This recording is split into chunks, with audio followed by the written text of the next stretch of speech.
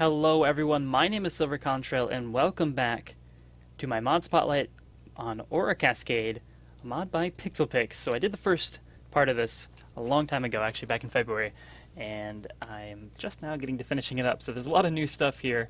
If you missed the first part, it's in the description. We talked about Aura, Aura Flow, how to manipulate Aura, a little bit about the infusion process. If you want to find that info, it's in the Encyclopedia Aura too.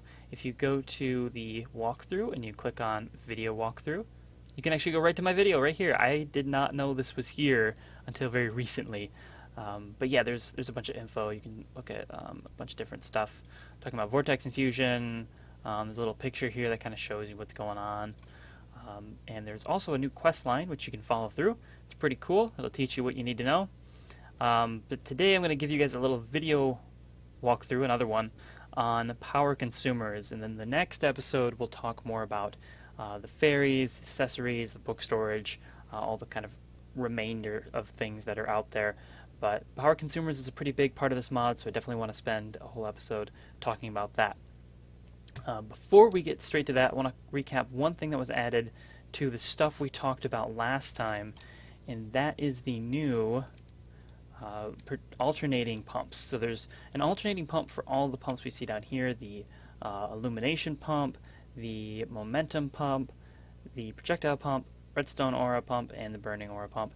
So all of these now have these projectile version, or these alternating versions, and you can make these simply by crafting one of the regular pumps, and it just turns it into a projectile pump. So, an alternating pump. So the alternating pumps, what they do is they shift in the amount of power they do over time, and they all seem to be on a relatively same clock. At least that's what I saw from my experiments. They'll go up to about 3,000, they'll go down below 2,000, and they'll kind of go back and forth, and they'll be really, really good for a while, and they'll kind of get worse and worse and worse. So they're pretty interesting. It's useful if you have what you're running on a process on a timer. So it could be really efficient for you. Anyways, let's get back to the consumers.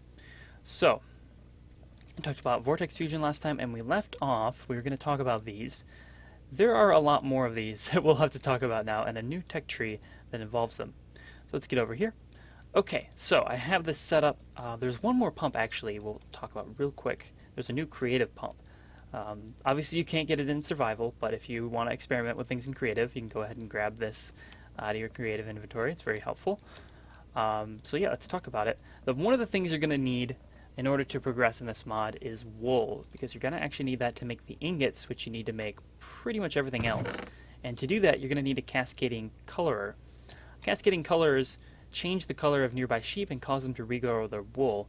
They're made using 8 wool and some shears. So if we grab these all out of here, get rid of this real quick, put this down, and we can see that the sheep starts changing colors. Now this doesn't have a very far range. If I back this guy out of here, it's pretty much going to stop working. You can see they stopped changing colors already. I'm giving this thing a lot of power too, that's why it's changing so rapidly. But if you shear it, you can see that pretty much goes back right away.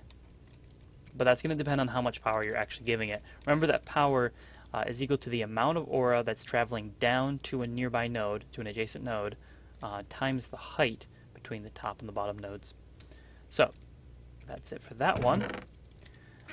And so once you've got a good supply of wool, which you'll very easily be able to get from this, or even just a regular farm, but this will speed up the process. Once you've got that, you're going to want to make a cascading processor. So a cascading processor is a lot like your pulverizers and other mods, that if you put down some ores next to it, it'll turn those into dust. Now I don't have any of those other mods on this current mod pack that I'm playing right now, but if I had, say, industrial craft or thermal expansion or mechanism, something like that, if I put down an iron ore next to this, it would turn it into dust. Again, this guy takes certain amounts of power. But one of the things you're going to use that for is making these arcane ingots. There's an arcane ingot for every color of the aura that you're going to see. So you'll need to match each of these colors with the appropriate color of wool. So if I grab out a green wool and an iron ingot, I can make this arcane green ingot simply by throwing them over here. They're going to turn into that every time this progress hits 60. So we've got our arcane green ingot. And then you can make a bunch of other of these ingots. Once you've got these ingots, you can use them for all sorts of things. This guy, white ingot, is used with the furnaces to make their cascading smelter.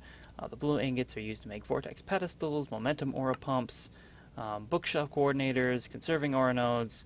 The list really does go on and on. These are used for almost everything.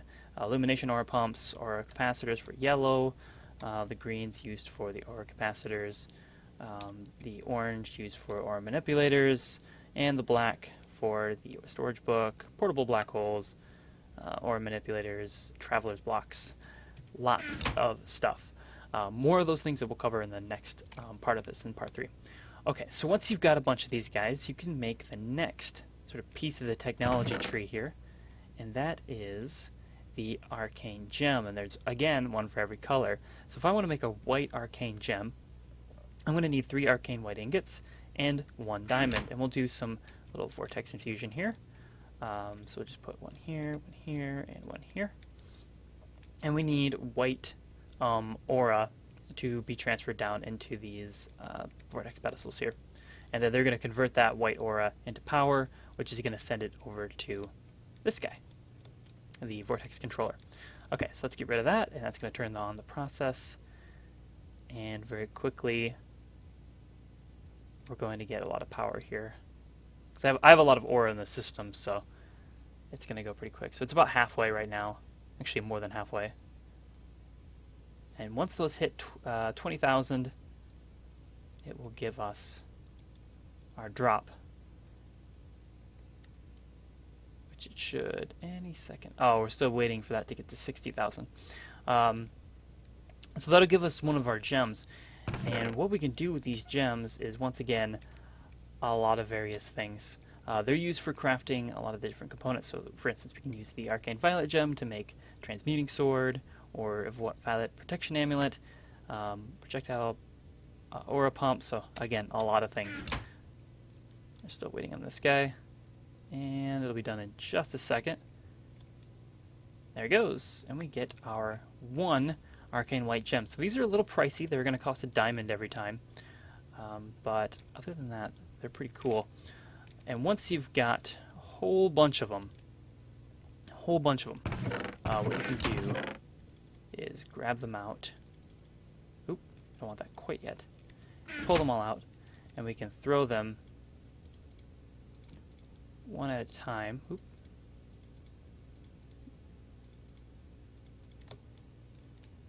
By our processor, and it's going to turn it into an arcane prism. So we can use the arcane prism for a few things. So we can make the sword here, we can make a prismatic wand, amulet of the angel's wing, sash of the angel's heel, and the bookshelf coordinator, and then lastly the prismic processor, which is basically an upgraded version of the cascading processor. You use that in the recipe with a bunch of glass, and what this does is when you throw an aura in, instead of giving you 2 dusts, it gives you 3. It takes a little bit more power to do that. But yeah, it's definitely ideal. It's definitely the one you want to use, if you're using a mod pack, especially if you're processing a lot of iron, you need a lot of materials. Yeah, so that's a pretty cool one. Next up, Angel Steel. This is another thing you're going to need. So Angel Steel is produced by the Cascading Synthesizer, and this produces 1 Angel Steel every time that progress bar gets to 50, and it takes 10,000 power per progress. So we're seeing this very slowly climb. We're getting about 3.7 progress, 3.7539 progress per second. So there, and we got a little bit of the Angel Steel, the 1st degree. So there are many different degrees here, all the way up to, I think, 11 degrees total. And you can use this to make different picks. And these picks and swords have different attributes based on whether or not you're using the 1st degree or the 2nd degree, so on and so forth. So ideally, you want to use the highest degree possible. You can see that these have, so for instance, the sword of the 1st degree does 7 attack damage. If we jump over here, you can see that.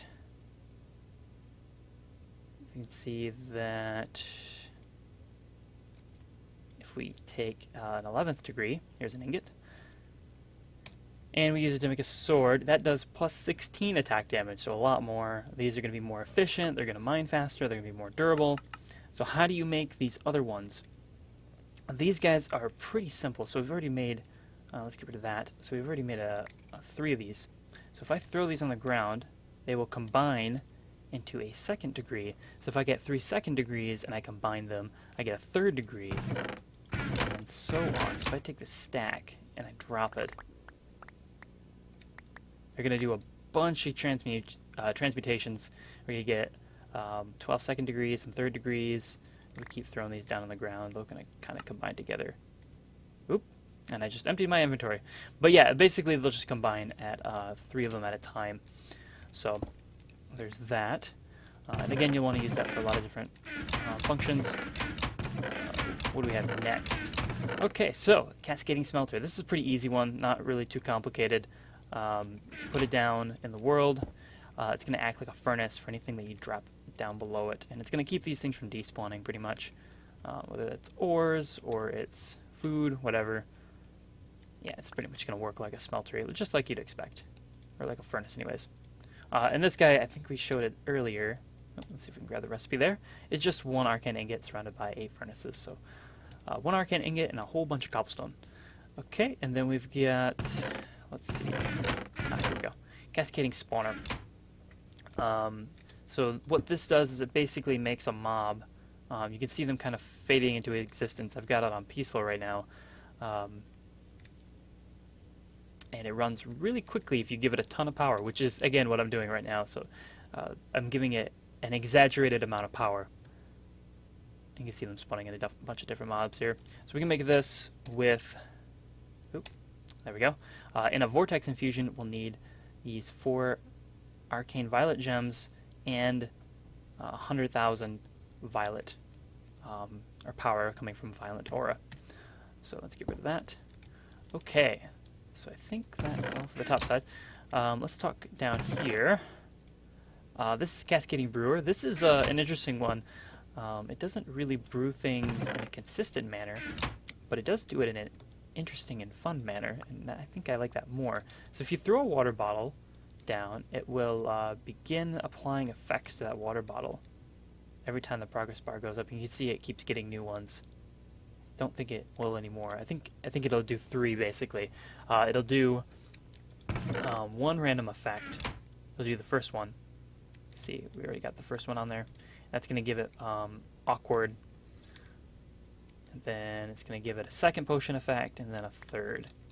So now we've got a slowness potion. And this one, if we throw this in, it's going to give it the first one, the second one, and the third one, and this is going to be a potion of night vision, 3 minutes. So pretty cool. Lets you do some randomized potion brewing. You don't need potion supplies, although you do need these arcane orange gems for an arcane infusion, any aura, and you will get your Cascading Brewer. Another pretty cool block. The Cascading Grower, this is for growing all of your food items and everything else. So if we grab some dirt, we put some dirt up here, or some grass really, and we put some seeds, the Cascading Grower will begin to grow the seeds. You can see them growing pretty quickly. Again, I have an exaggerated amount of power here. And there we go.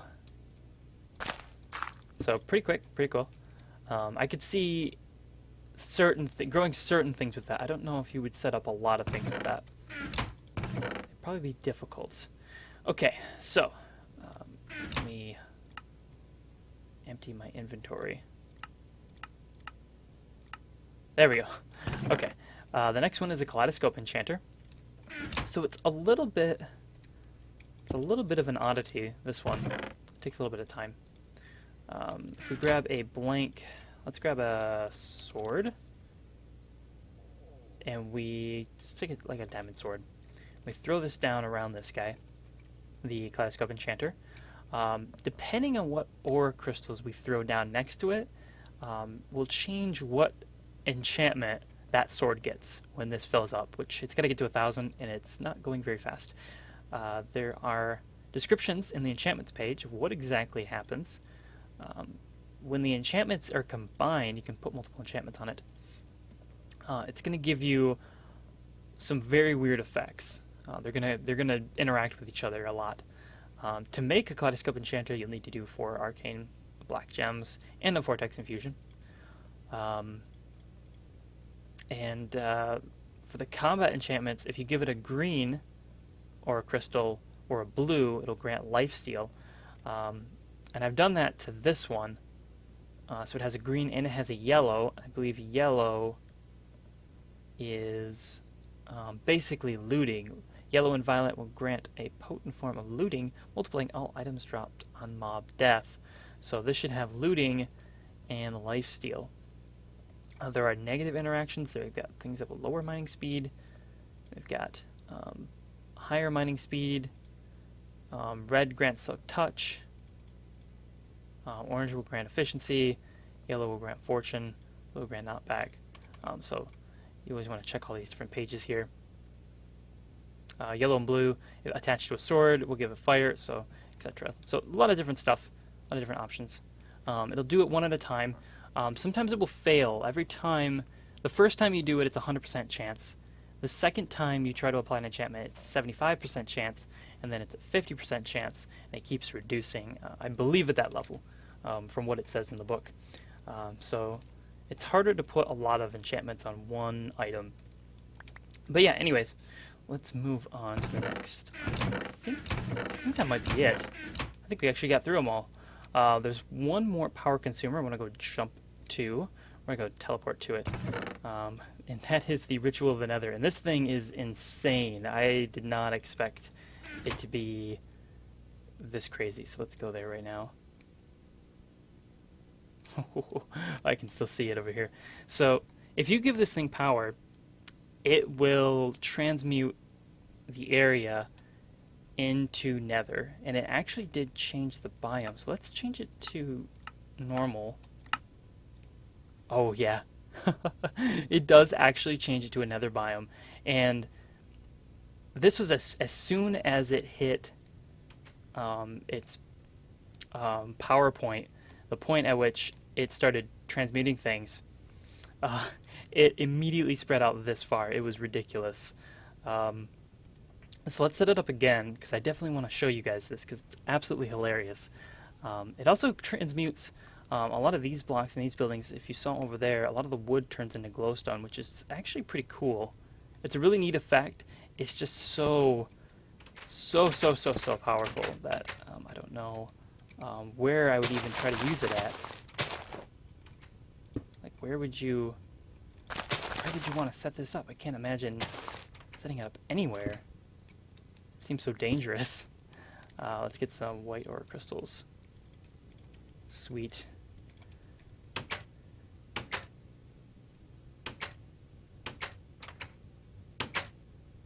And then we'll just wait for that.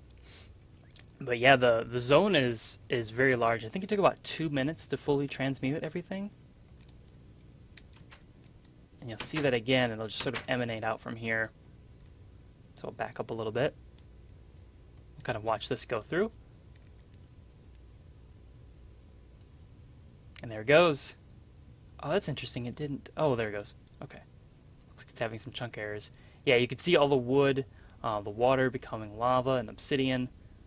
All the gravel becoming soul sand. Some of the dirt, soul sand. Some of the dirt, netherrack.